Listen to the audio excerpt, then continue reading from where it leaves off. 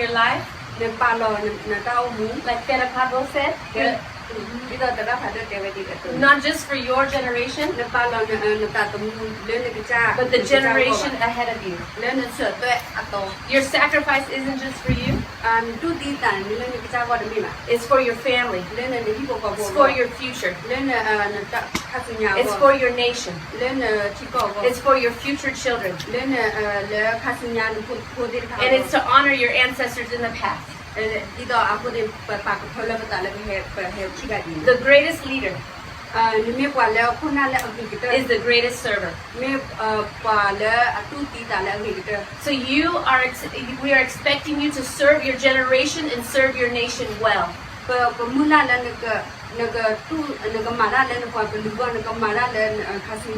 There was a great leader in the Bible. His name was David. He was a king, he was a leader, and he was a warrior. He was all three things. He was one of the greatest warriors in history. Had the most victories. But this man, he understood that to be a great leader,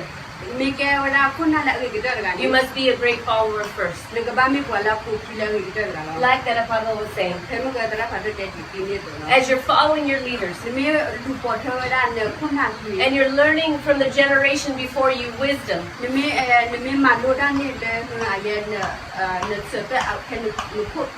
you will do great things for your nation, great things for your people, great things for your family, great things for your future. When I was thinking about you this morning, I thought about this story from this great warrior David. One time David went out to war with his men.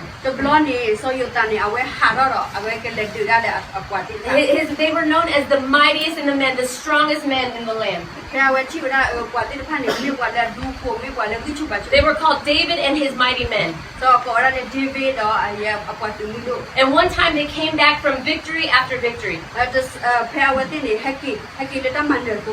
And they were celebrating their victory. And when they came back, they saw all the houses were burned. They saw all their wives and their children were taken by the enemy. And it says that they wept until they could not weep anymore. Because the enemy had taken everything they had away. But David, this great warrior,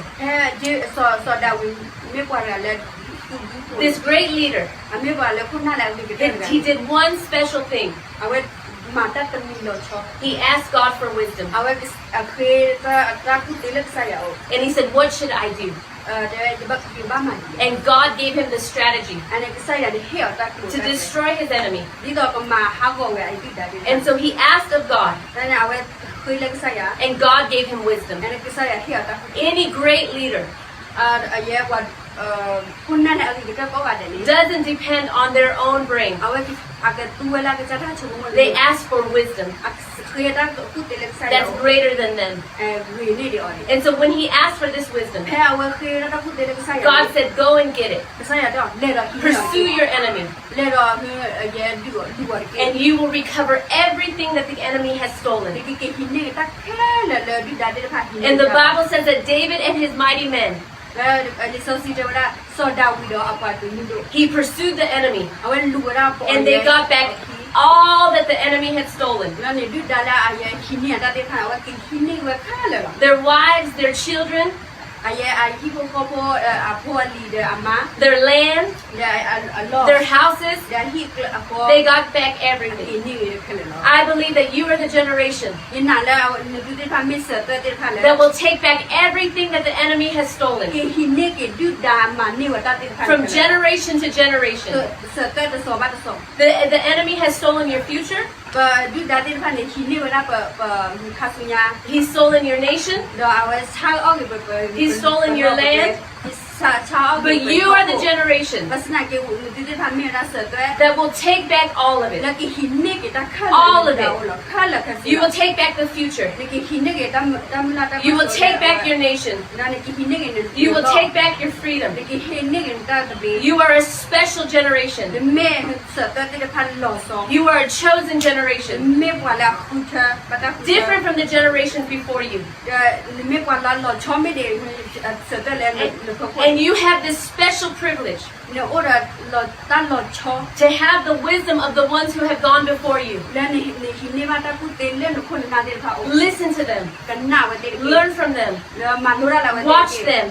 And take back your nation. This generation will win victory once and for all. So you need to make your nation proud. You need to make your family proud. Make your people proud. Don't take your training time lightly.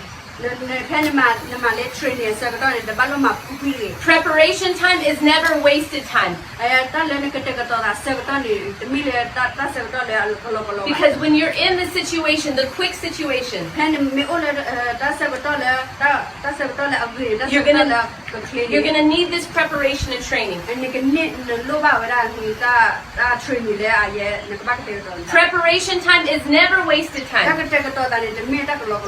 Give your best. Give your all. 150%. Because if you don't do it here, you're not going to do it there. It's so much harder there. Preparation time is never wasted time. Make your people proud. Remember who you fight for. When the times get tough, when you're hungry, when you're tired, when you think this isn't worth it, you have to remember your reason. You have to remember your why. Like that apostle said, you're not doing it for yourself. You have to remember your why. Remember your reason. In the Bible it says, remember your family. Remember your future, your sons and your daughters. Remember your nation.